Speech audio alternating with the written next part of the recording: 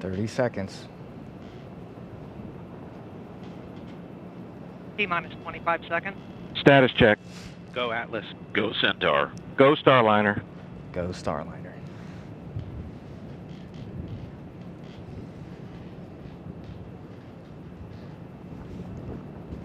Ten, 9, 8, 7, 6, 5, 4, 3, 2, 1, and liftoff. The rise of Starliner and a new era in human spaceflight. Clear the tower. Now 10 seconds into flight. Vehicle's begun the pitch over program. Body rate responses look good. Now 15 seconds in. PU's gone to closed loop control. RD-180 looks good at full thrust. Seeing good chamber pressure on both SRBs. Now 26 seconds into flight. RD-180 now throttling down to partial thrust as expected. Engine response looks good. Now 38 seconds in. RD-180 engine operating parameters continue to look good. Vehicle is now passing through max Q, maximum dynamic pressure. Chamber pressures on both SRBs continue to look good. RD-180 engine operating parameters also continue to look good. Now passing 1 minute into flight.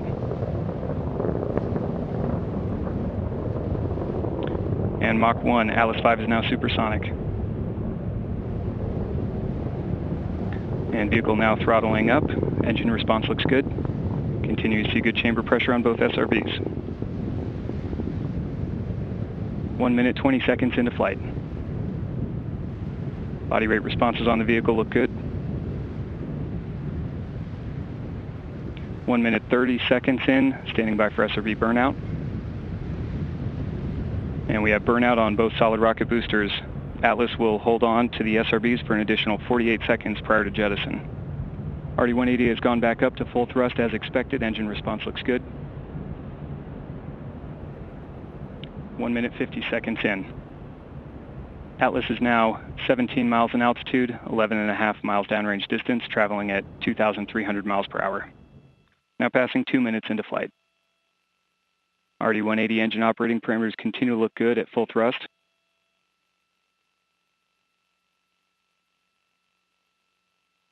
And at 2 minutes, 11 seconds into flight, the Atlas rocket now weighs just 1/2 of what it did at launch, burning propellant at a rate of 2,800 pounds per second. And we've seen good indication of jettison of both solid rocket boosters. Vehicle's gone to closed loop guidance. Now just under 2 minutes remaining in the booster phase of flight. 2 minutes, 35 seconds into flight. RD-180 continues to perform well. Engine's now throttling down slightly. Engine response looks good. And Atlas V is now traveling at over 5 times the speed of sound. Centaur reaction control system is now pressurizing to flight levels. System response looks good.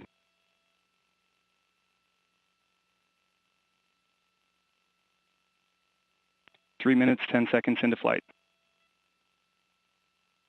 Atlas V is now 38 miles in altitude, 80 miles downrange distance, traveling at 5,800 miles per hour.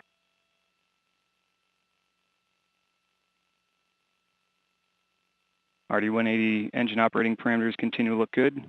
Now 1 minute remaining until engine cutoff. Body rate responses continue to look good throughout the booster phase of flight.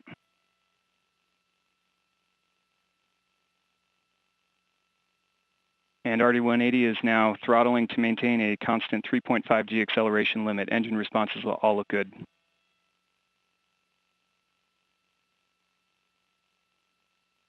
Three minutes, 55 seconds into flight.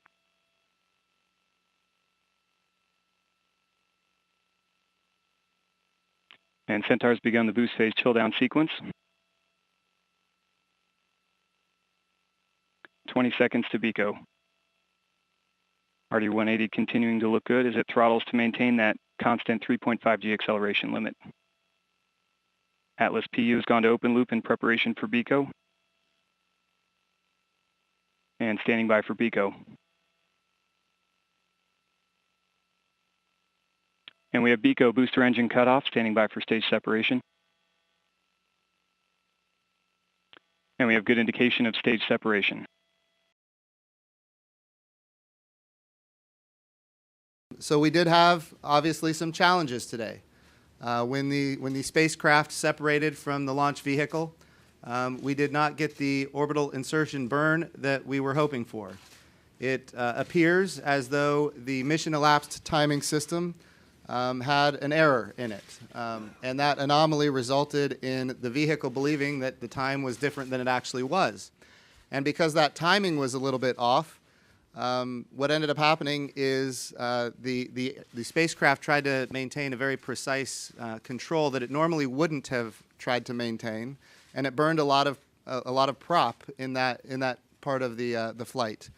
And when that prop got burnt, it looked like we weren't going to be able to go ahead and rendezvous with the International Space Station. By the time we were able to get signals up to actually command it to do the orbital insertion burn, it was a bit too late. And the reason it was too late is because it appears, and remember, all of this is very early and preliminary, and we're learning things moment by moment, but it appears as though we were between TDRS communication satellites, which meant we couldn't get the command signal to tell the spacecraft that it needed to do the orbital insertion burn soon enough. A couple of things that are important to note, and I want to be very clear about this. We as an agency and our partners at Boeing and ULA have committed that when there is something that is a challenge, we will be very clear and transparent about it, and we will share information as early as possible. And we have done that, and we will continue doing that.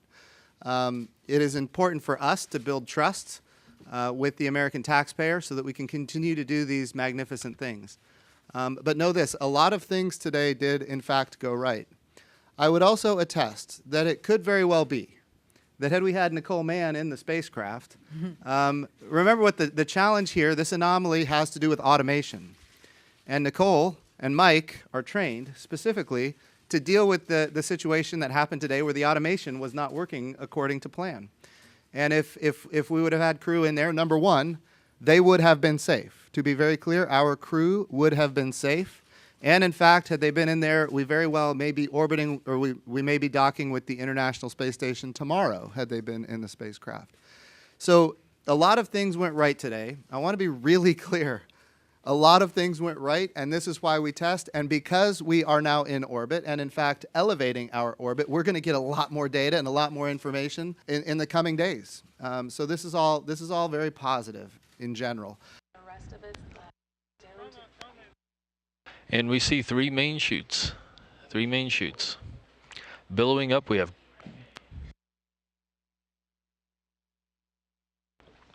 three main chutes. We see the red, white, and blue as Starliner descends. 2 minutes, 53 seconds from touchdown. And the rotation handle has deployed.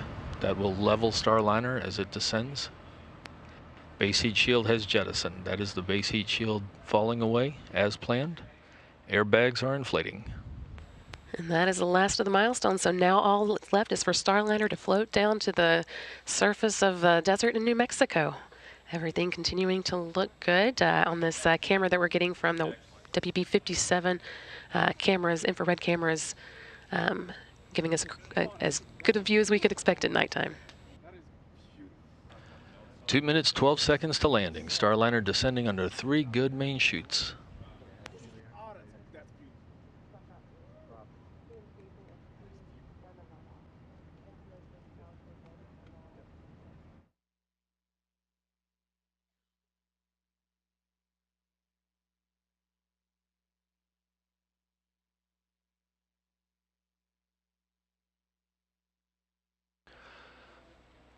All 6 airbags are confirmed to have deployed, and they are fully inflated as Starliner descends to the desert down in White Sands. Just about 800 meters left to go. It's less than half a mile. Great imagery there of it descending.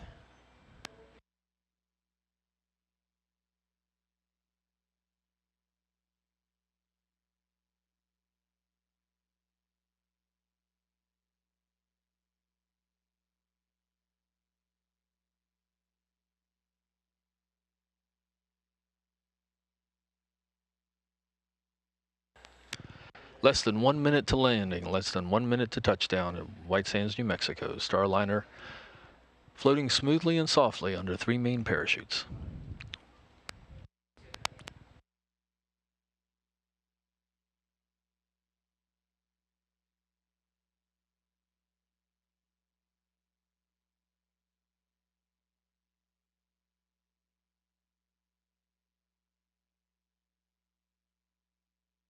Just 300 meters left to go. That's 984 feet. Very close now. 20 seconds. 20 seconds to landing the first Starliner flight test vehicle.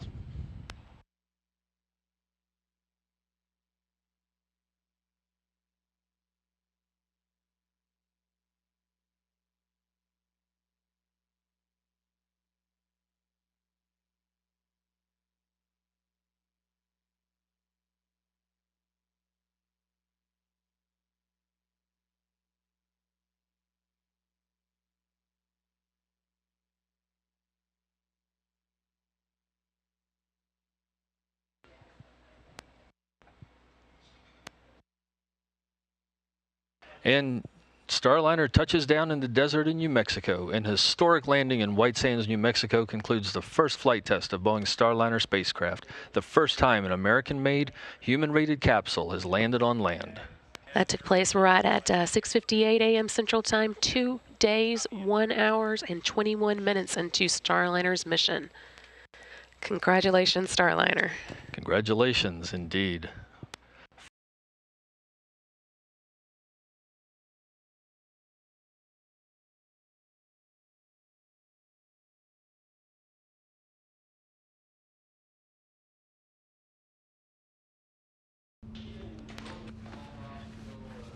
And we do have views now. The hatch is open. Starliner's OFT hatch is open.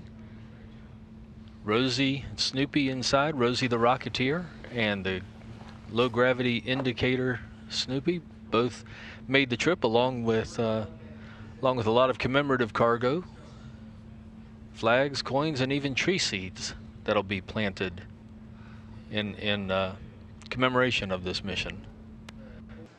You can see just a little bit of Rosie there on the left side of the screen. I do see her. Yeah. Yeah. Looks like she had a great ride. And there's a lot of activity around the capsule. This is a little bit reminiscent of the shuttle days when everybody would gather around the shuttle after it landed. And of course, you have crews come in with the Soyuz landing in Kazakhstan. Yeah, this is a little less remote than the shuttle, but a little more remote, or not quite as remote as the Kazakhstan landing. Still, it does start to look familiar, and it looks like we may be getting close to having the crew ready to talk with us. In fact, I'm going to toss it right on to Dan Hewitt, who is in the field. How are you doing, Dan?